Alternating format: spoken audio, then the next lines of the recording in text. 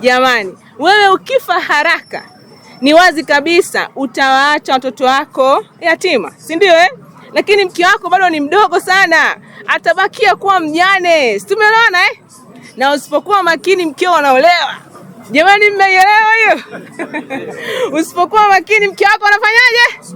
Kwa hiyo ujana ni kubaki salama barabarani. Jamani, ujana ni nini? Ujana ni kubaki salama.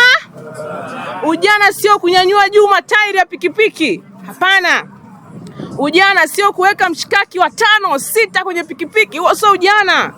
Ujana sio kutoa set mila, kuzitoa, kuzichomoa. Huo sio ujana.